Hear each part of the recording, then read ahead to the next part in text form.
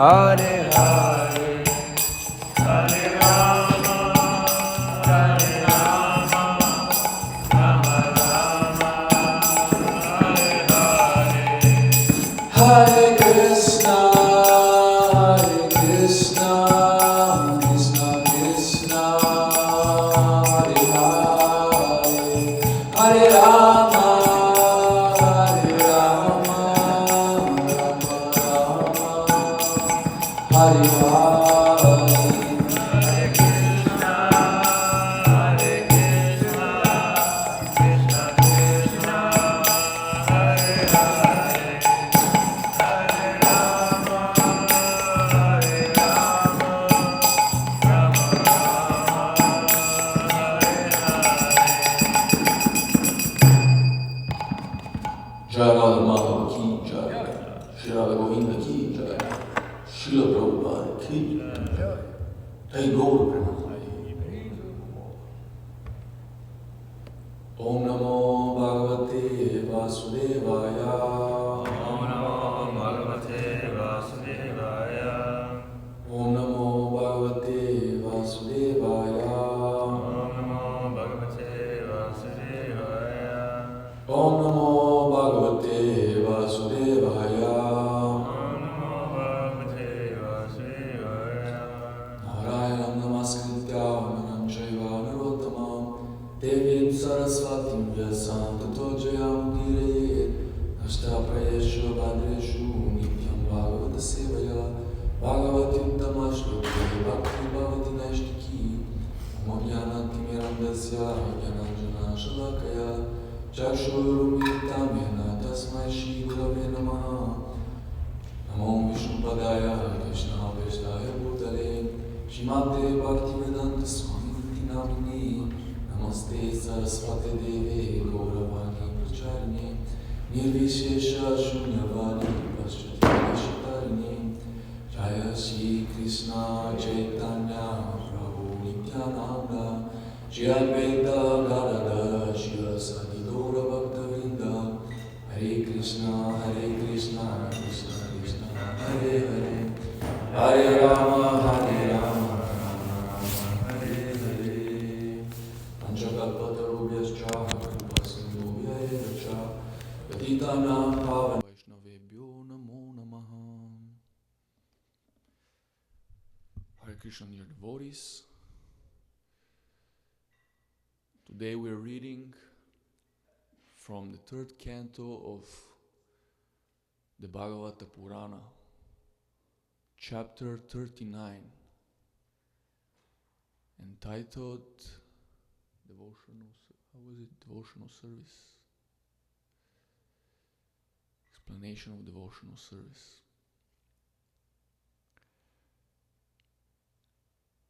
Devahutiruvacha Lakshana Mahad Adinam Prakrite Purushasya Cha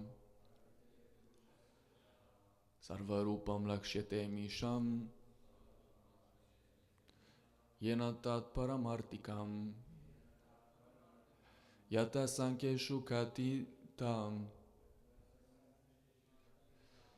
Yanmulam Tat Prachalokshate Bhakti Yogasya Me Margam Bhuvi Vistarasha Prabhu Devahutiruvacha Lakshana Mahadadinam Prakrite Purushasya Cha Sarvarupam Lakshyate Misham Yenatat Paramartikam Yata Sankeshu Katitam Yanmulantat Prochakshate Bhakti Yogasya Me Margam Bhuvi Vistarasha Prabhu. Gentlemen, please chant.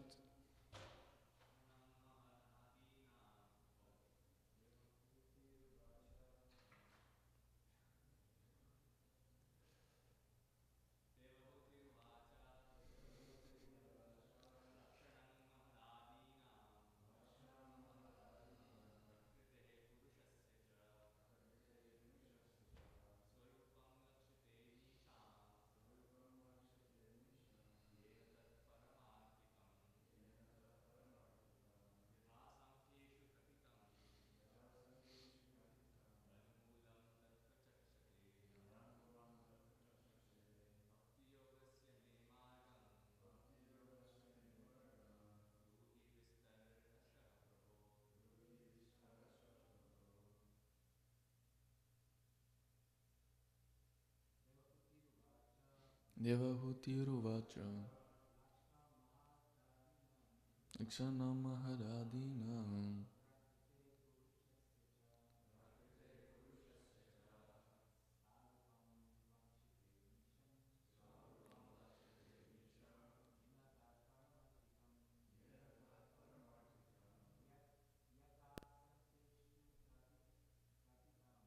Yadasankeshu Katitam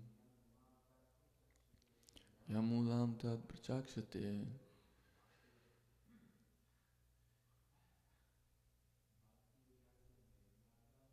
Bhakti Yogasya Me Margam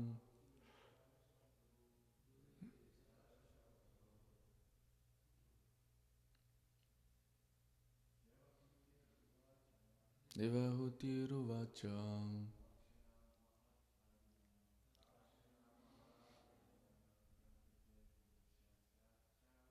Lakite Purushasya Cho Farubam Lakshite Misham Yanatat Paramartikam Keshagatidam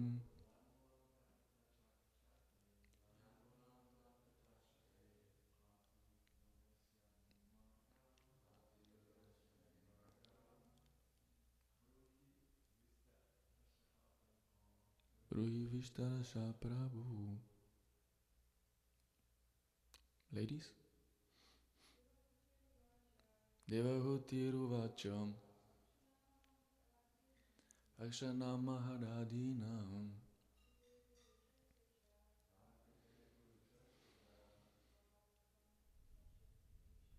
Arubam Lakshademi San Yanadat Paramartikam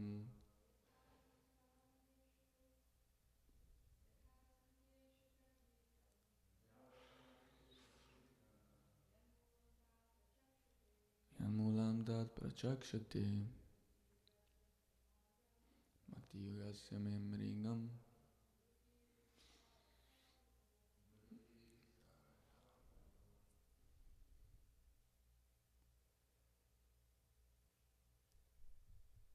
Translation word by word. Devahuti Uvacha Devahuti said, Lakshanam, symptoms, Mahad Adinam, of the Mahad Tattva and so on,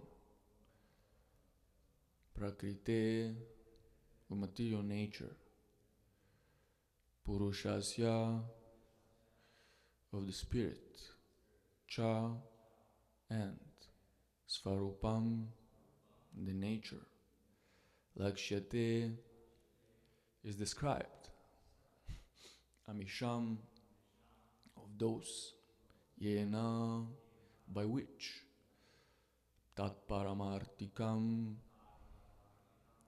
the true nature of them, Yata, as, Sankheshu, in Sankhya philosophy, Katitam, is explained, Yat, of which, Mulam, ultimate end, Tat, that, Prachakshate, they call, Bhakti Yogasya, of devotional service,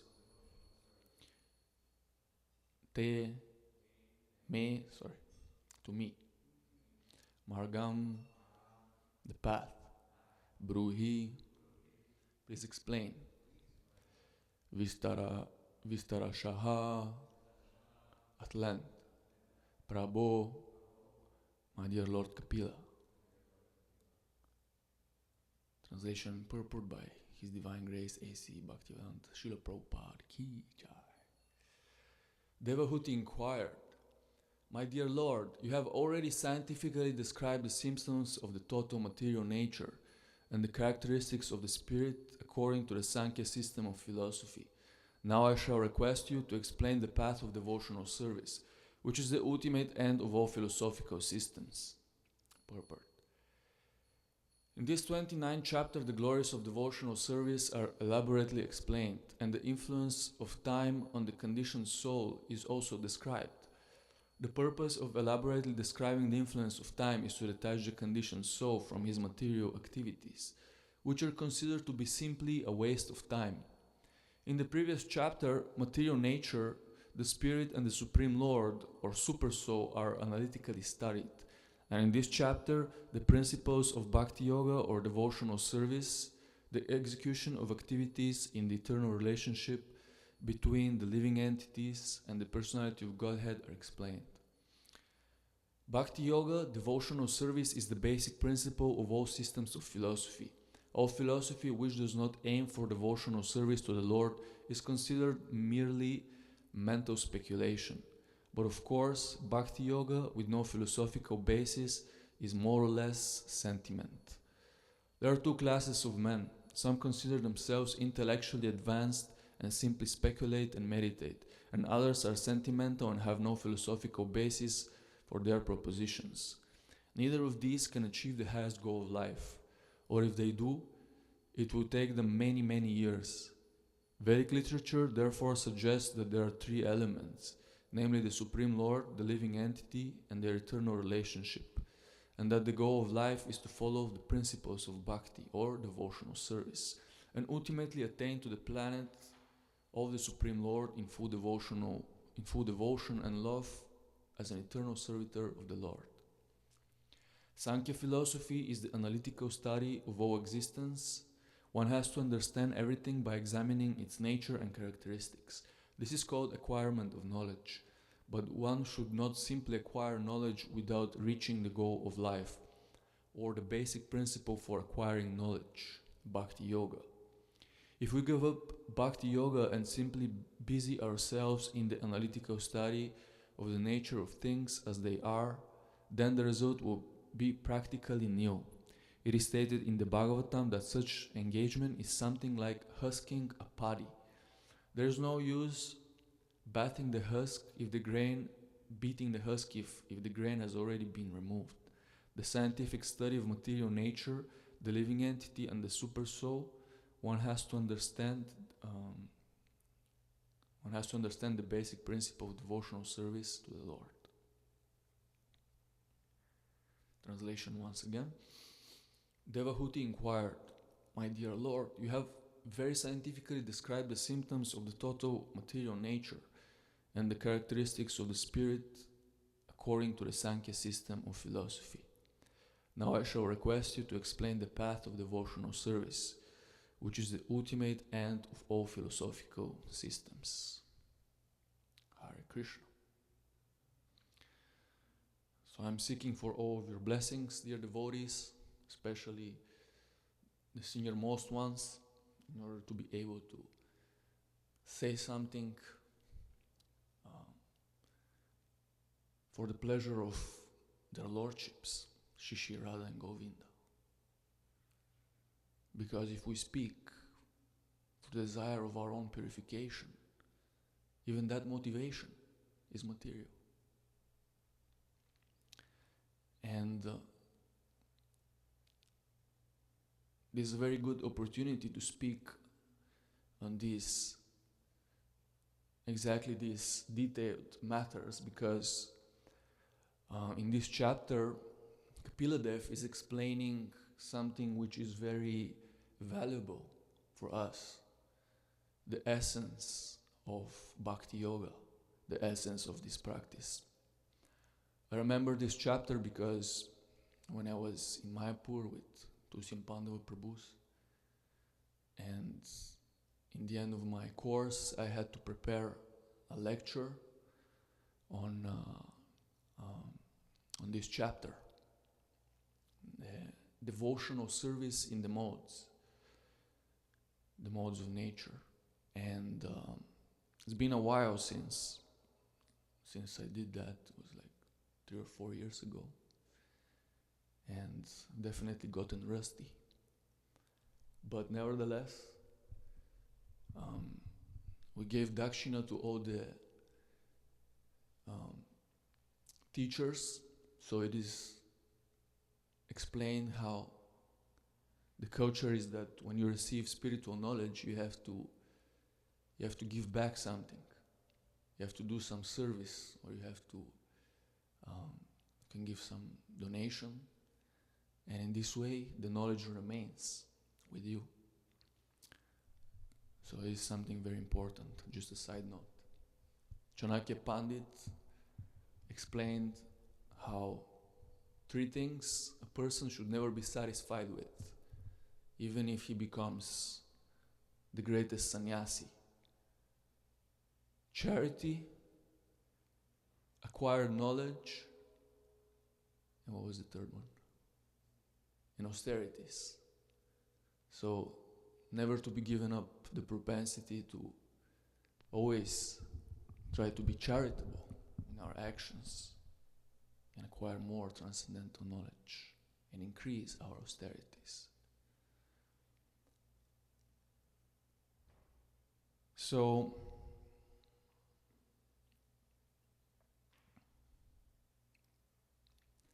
this chapter, like I said, is very important because it further explains in detail the principle of unalloyed pure bhakti.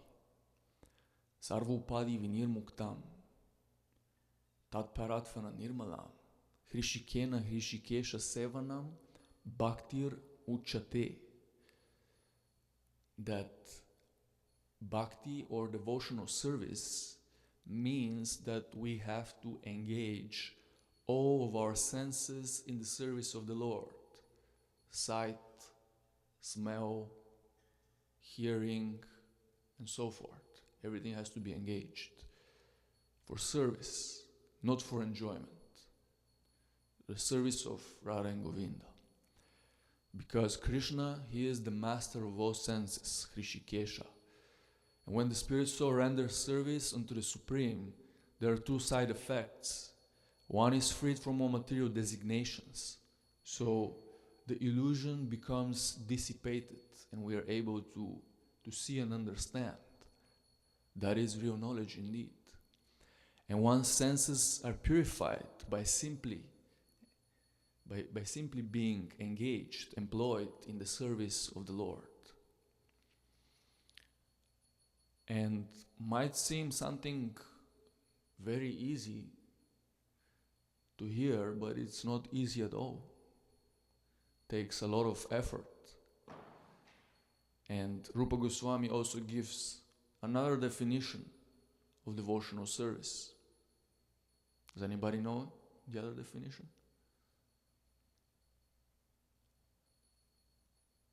Anya Bilashita Shunya. Very good, Bhakti Shastri. Anya Bilashita Shunyam Jnana Karma di Anavritam Anukulyena Krishna Anushilanam Bhaktir Uttama. It is the same principle explained, but from a different angle. That when the first class of devotional service develops, one must be devoid of all material desires for sense gratification, obtained by either monistic philosophy or fruitive action. And the devotee must constantly serve Krishna favorably as Krishna desires. Only then the magic will happen. And even though bhakti, devotional service, is pure, it's uncontaminated, nevertheless, Kapiladev explains that we are existing in this world and we are influenced by the material modes of nature. Therefore, when we perform devotional service, our devotional service can be contaminated with our selfish motives. Because there are the 3 gunas and we are influenced, the material body, the material mind and intellect is influenced by the three material modes, Rajas, Sattva and Tamas. And when we take the 3 modes of material nature, if we multiply them 9 times, Prabhupada explains in one of the purports, the whole mathematics of the matter. Three modes of nature multiplied by 9. 9 what? What is 9?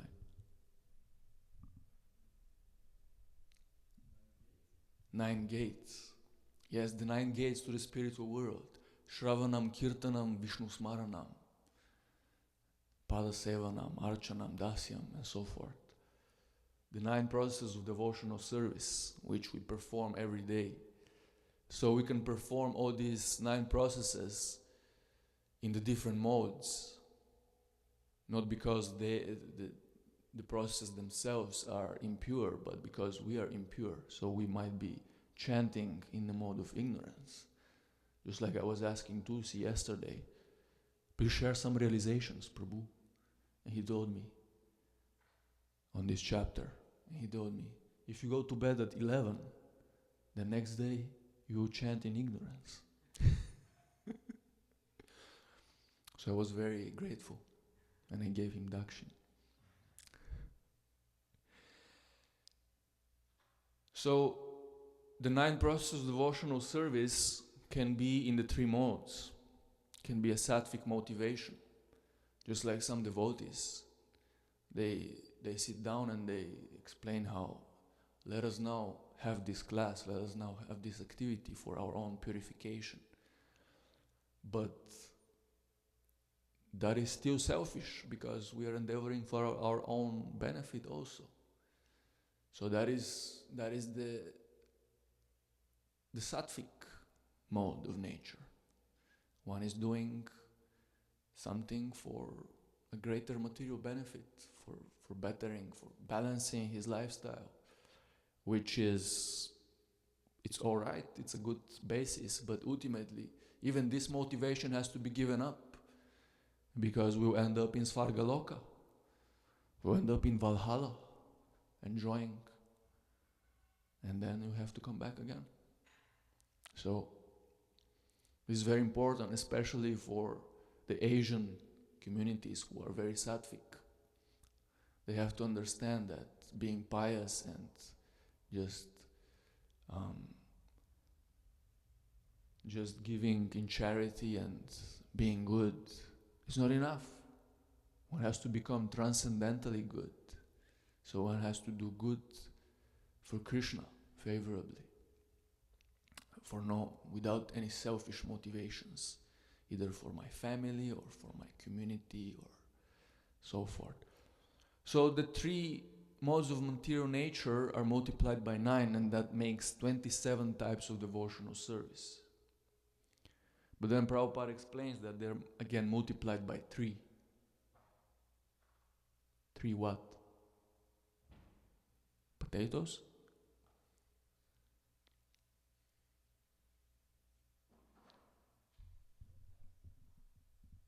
Ryan, do you know? Again, every mode of nature can be subdivided into 3 categories. So within tamas, you can have a more sattvic tamas, or more rajasic tamas, or like the bottom of the bottom, when you're like completely hopeless. Or in sattva gun, you can have some little bit of tamasic contamination. So it's not completely sattvic. You're on the lower side of sattva. You just started with sattva gun. So in this way, we have 81 categories, and it's interesting how Kapila Dev, he will explain in the next verses how variety of activities can be performed in different modes. For example, one can worship the deities in ignorance, and one can be angry. One can be performing devotional service to, for self-aggrandizement, for fame, and so forth. So it is very important for us to understand all these subtleties, because these things are constantly happening to us, at least for those who are conditioned. And I suppose that's why we are all here, because we're conditioned and we are trying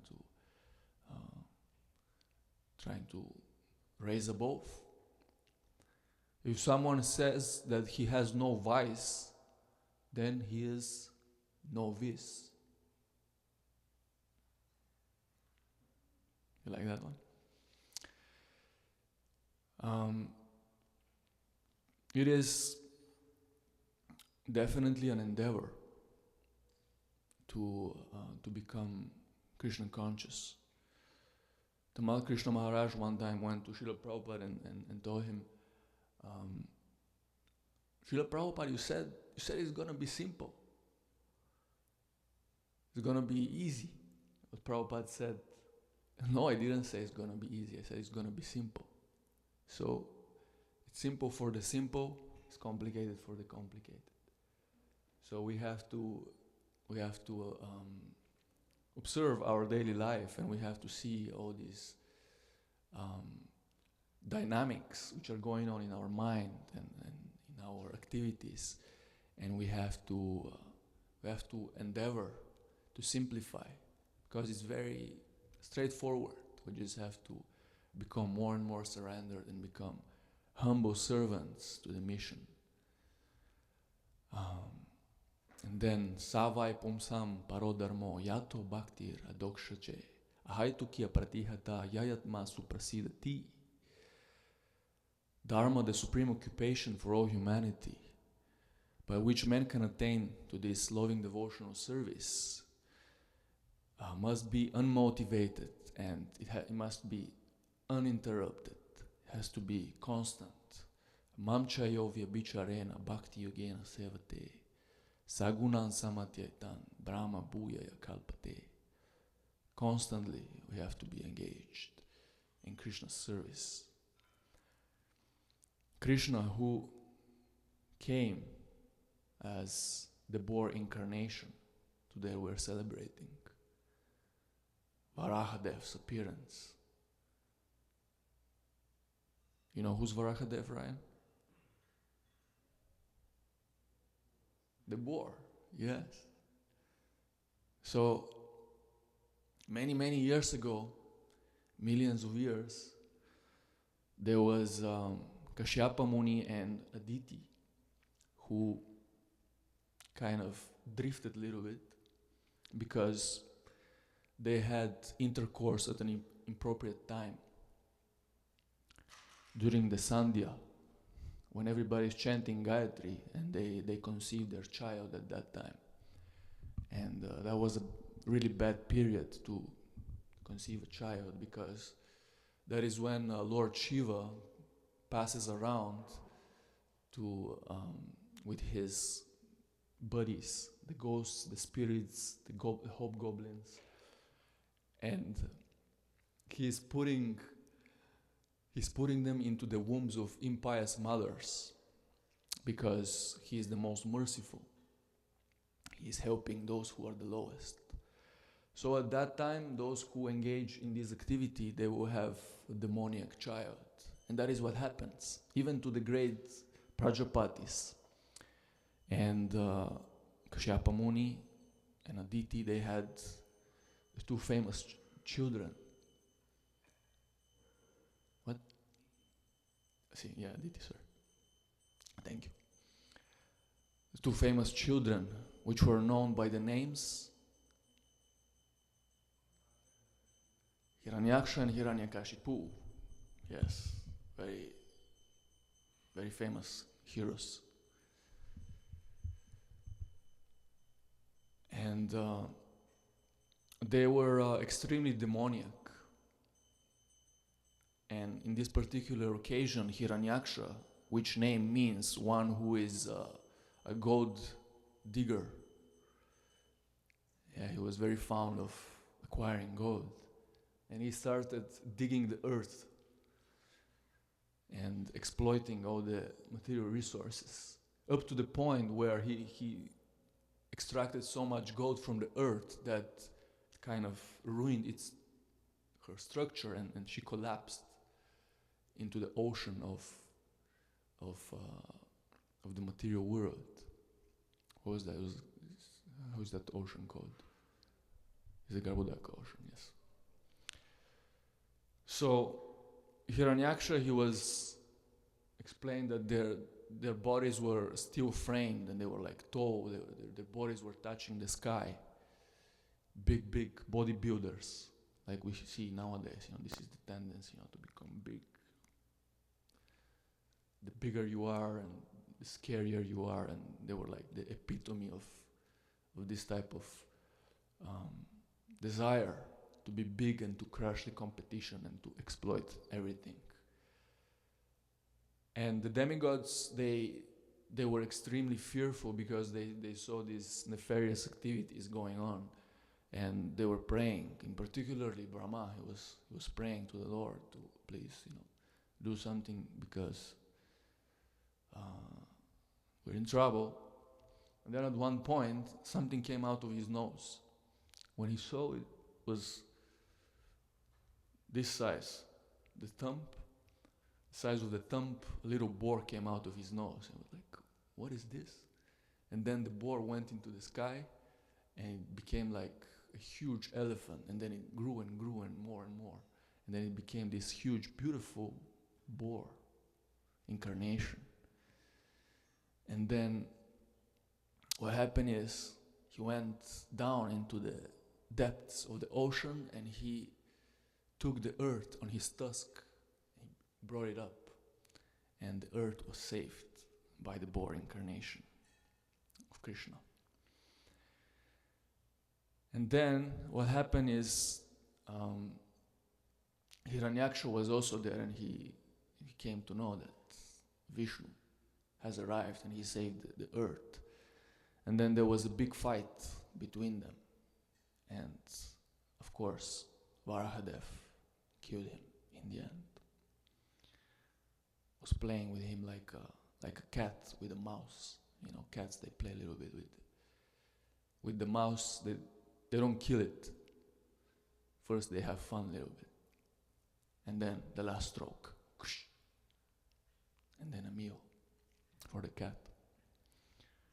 So in the same manner, because Krishna, he comes as a boar to enjoy his pastimes, for enjoyment.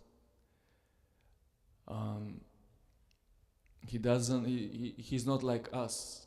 We shouldn't be attributing our own understanding of animalistic bodies to the Lord. Prabhupada explains how there was this prime minister, Gladstone, in UK, and there was one important person who came to visit him. He wanted to convey some important messages, but the secretary told him to wait. So he was waiting outside of his room for 1 hour, and then he became very impatient and inquisitive. And at one point the door was open a little bit, wasn't closed properly, and it opened. And he peeked inside the room, and to his surprise, he saw the prime minister. He was acting like a horse, and his nephew was on his grandchild was on his back, and he was, riding him around. And so this big prime minister, he became a horse for his enjoyment, basically. So in the same manner, Krishna, he's not a boar or a crocodile or a cat or a dog. He's not forced by karma to become this type of demoniac species of life.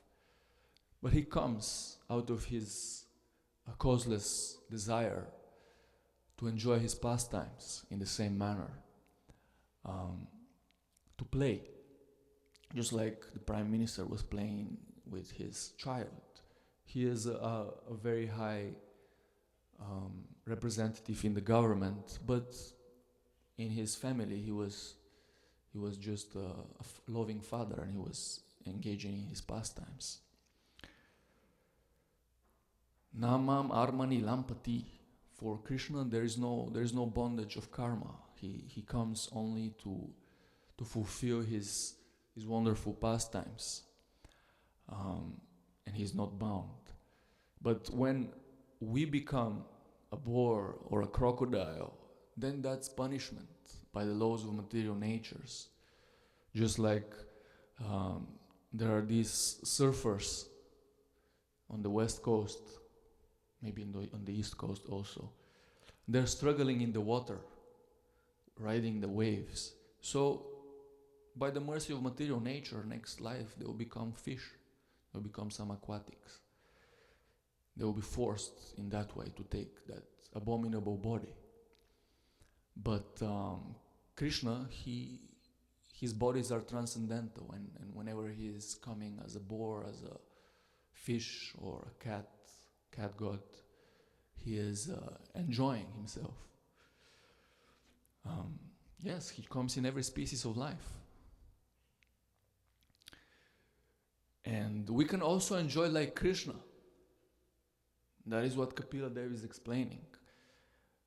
Whenever Krishna is dancing, we can also dance, but we have to dance with him in Goloka.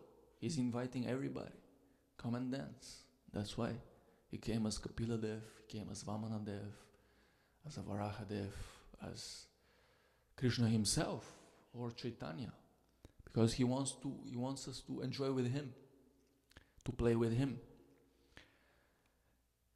But we have to understand what is the real essence of our life. Just like I was speaking with Diego the other day, by the mercy of Ryan, who invited me to come and speak with the Darshan Room visitors. So there was this boy, Diego, who's going to be entering the military soon. He came back. He came for one Tuesday program like 3 or 4 months ago, and we spoke. Very nice questions. He was a little bit, at that time he was a little bit more rigid, a little bit more puffed up. But now, probably he went through something. He was more humble. And he was having very nice questions. So he was asking me, for example, what if you become a mercenary? And, sometimes mercenaries, they fight for the right cause.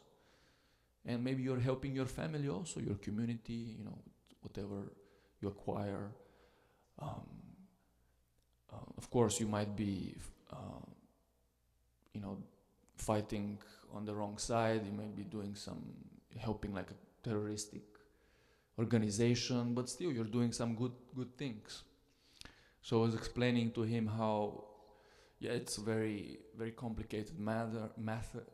You have to read the Bhagavad Gita and understand how karma works. That you might be doing some good things, but on the other side you have negative karma, because if you're causing harm, it will come back to you. And even in your mind when you're thinking. So karma is not just gross activities, but also subtle. Whatever you're thinking, whatever you're performing on a subtle platform, and even your words when you're speaking, when you're offending other people, or when you're uplifting them, even that is generating karma. And ultimately, even the good karma doesn't matter. Even if one is pious, one is still bound by the material laws of nature. So we have to always understand what is the real problem that we're experiencing here. There are so many so-called problems we're experiencing every day, but actually most of them, they're not really considered problems. Like Hansarupa Prabhu, he likes to explain how these are inconveniences, Prabhupada said. These are not real problems, because the real problems are birth, death, old age, and disease. So everything else is secondary, or third grade, or fourth grade, or fifth grade. So I was trying to explain to him in this manner how you have to always boil it down to this basic principle, because if you don't come to the point of pure devotional service, then even if you're performing devotional service, which is basically in the modes, all these other religions, they're performing some devotional service, but that is not pure religion. So unless we come to the platform of this pure devotional service, then we won't be able to understand completely our situation. And as Prabhupada is explaining here in the purport, knowledge only comes from bhakti. Real knowledge comes from bhakti. Otherwise, it's just dry philosophy. Or if it's just bhakti, it's just sentimentalism. You have no knowledge. So this transcendental knowledge is the greatest savior. And then applying the transcendental knowledge and attaining the pure platform, where it will enable us to help ourselves in first place, and then we will be able to help others, either our friends or parents or family, society, watering the root. So we have to constantly remind ourselves every day. We have to analyze our state of being, our consciousness, and try to stay away from what is not necessary. Pratikulasya varjanam, what was the verse? Anukulasya sankalpa pratikulasya varjanam. Avoiding all the unnecessary things. So many unnecessary things in our minds, so many anarthas. And on the other side, engaging positively. And we have to try to boil the milk. We have to go on and we have to increase our devotional service, because until we come to the point where it becomes constant engagement, even when we're sleeping, 24 hours a day, our dreams have to become Krishna conscious. Don't ask me how, I don't know, I'm not there yet. Have to pray a lot for that, I guess. But so in this way, Diego, when we had this conversation, I was bringing him again and again back to this point, and he was very fascinated, and he was starting to. He's an intelligent person, so he was starting to understand how, yes, this is the real problem, because we are under the illusion of Maya, and Krishna, he is like the sun. Maya is complete darkness, and in the morning, when we go to the bathroom, we want to see ourselves in the mirror, to put some cosmetics, maybe some tilak, brush our teeth to see the pimple if it's went away. We cannot see ourselves without the presence of light of the sun. So in this manner, we have to bring Krishna in the foreground. And then we will be able to understand, we will be able to be situated in real knowledge, and then we will be able to help the others. So this is what I wanted to share with you, dear devotees. Now, if there are some comments from our senior devotees who are invited to ask questions and speak first, and also whenever we are chanting the text, the mantra in the beginning, always we give the precedence to the senior devotees. Whenever kirtan is led, we always give the precedence to those who are more advanced than us or who are older than us. If they can share their realizations or ask some questions. And then, like this, important thing to know, the culture, the Vaishnava etiquette, or any feedback.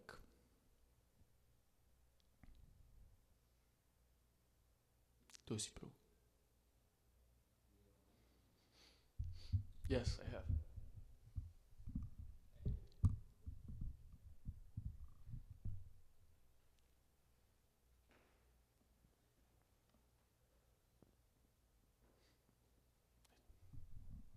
You can speak, I'll repeat.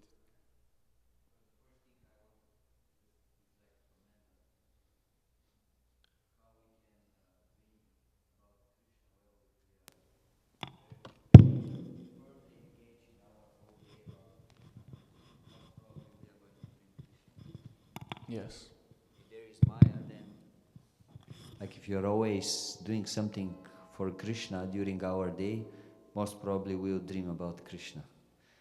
But if there is percentage of Maya in our day also, then Maya may show up even in our dreams. So in this way, we can dream about Krishna. Yeah. And my question is, we see Ditya and Kashyapa, they were very, very elevated personalities. And their whole life was actually tapasya and purification, if we see how they were living. So now they had some very, very like small, like a small discrepancy in their action, and suddenly we see the result was like tremendously bad. And I'm thinking, okay, if that's in their case, what about us? Like, our life is not completely like selfless and only meant for purification, like so many other things are happening in our life. So then one may think, then what is my destiny? What will be the result from my activities? Can you comment on this point? Yeah, very, very interesting consideration, Tulsi Prabhu. Thank you very much. I'll speak from my own realization. I don't know if that will be completely truthful, but somebody can correct me.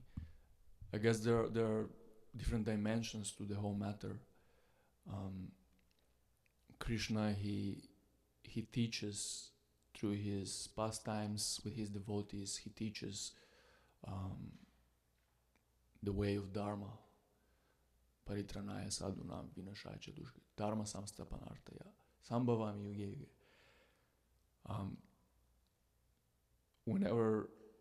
Whenever somebody makes something wrong, then there has to be a reaction for that.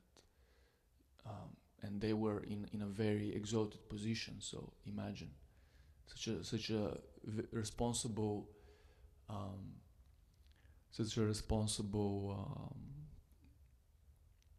life, and you make one mistake, so it's a big, even a small mistake becomes a big mistake. So I guess Krishna teaches by these great examples how nobody should be lenient in the execution of his duties, and we should understand that this world is governed by laws, and if we don't follow the laws, we will be punished. Just like the little innocent child is trying to touch the fire because it's inquisitive and it wants to explore. So the fire won't just not burn him because he is innocent and ignorant. No, he will still burn the child. So I guess that is one principle. And then on the other side, Krishna's pastimes are wonderful and inconceivable and mystical. And Krishna made this arrangement for them to able to bring Hiranyaksha and Hiranyakashipu, who are, as we well know, originally Jai and Vijay, because Krishna wanted to fight them, wanted to perform his pastimes. So we can see that in many other pastimes, just like Arjuna was bewildered, even though he is a completely liberated soul. And Parikshit Maharaj, he was also bewildered, and he committed such a small offense, but nevertheless he died for it. But on the other side, the positive side was that the Srimad Bhāgavatam that we all have today was spoken because of that. So Krishna, he has the power to influence in this way his devotees and make them become a little bit dull in moments, make them become a little bit erratic and commit some mistakes. So that's why this happened in this case. This is my realization. Is it good enough? Somebody else? Pandava Prabhu?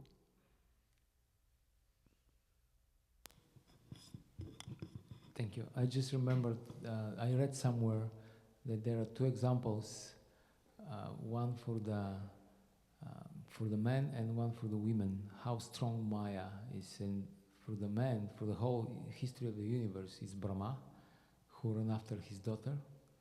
And for the women is Diti.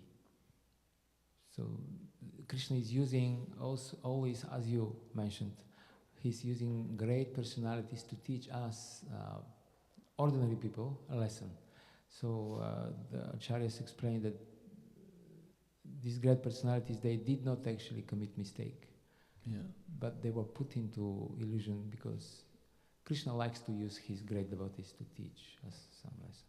And also, just reminded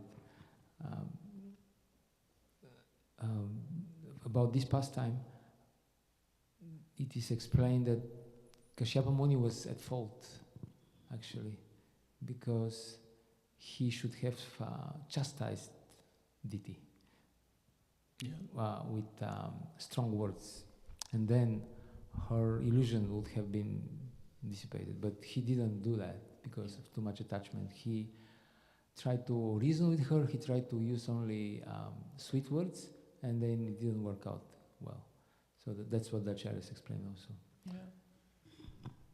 Yeah, he was basically the leader in the situation, so he had to take up the responsibility and just be firm and solve the problem because he knew what's going to happen. But actually, he had this mood because he was actually influenced by the choice of Aditi. So he succumbed to her desire factually, even though externally he was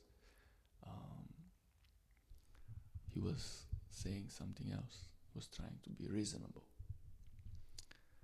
Yes. Yeah, these pastimes. Yes, I'm right, Prabhu. In addition to Tulsi Prabhu's question, Prabodhananda Saraswati says in the Chaitanya Chandramrita, now it is the age of Kali, and my senses are very, very strong. Alas, without the mercy of Lord Chaitanya Chandra, where can I go? Something like that. So, this appearance of Lord Varaha and the demon Hiranyaksha, this is in the Satya Yuga, so we're in Kali Yuga, and just as Lord Nityananda stopped Lord Chaitanya from dispatching the Sudarshan Chakra, the Jagai and Madai, if you kill them, then you have to kill everybody in this age of Kali Yuga. Your incarnation is to give mercy. And the mercy incarnation of Lord Chaitanya is the spiritual master of whom Srila Prabhupada we're following. And we see that when devotees would have a sensual fall down, particularly his trusted and beloved leaders who did so much service all over the world, Rathayatra, establishing temples in different continents and countries, Prabhupada would be very merciful to re-engage the devotee no matter what and not kick him away or make them, he would have like a severe reaction, punishment, whereas maybe others would want to gossip or, unnecessarily humiliate or denigrate the devotee. Prabhupada would be very upset with that. So, not that we exploit that merciful dispensation in the age of Kali. What is it in the age of Kali? If you think a bad thought, then you're not given the reaction. Whereas in previous ages, you get the reaction. So, some thoughts on that to balance it out. Yeah, we have a chance because of Mahaprabhu. Otherwise, no chance. Thank you very much, Ramrai Prabhu, for adding to that point that I didn't touch upon. So it's 9 o'clock. If there are no burning questions, we'll wrap it up here. Grantaraj Srimad Bhāgavatam ki jai.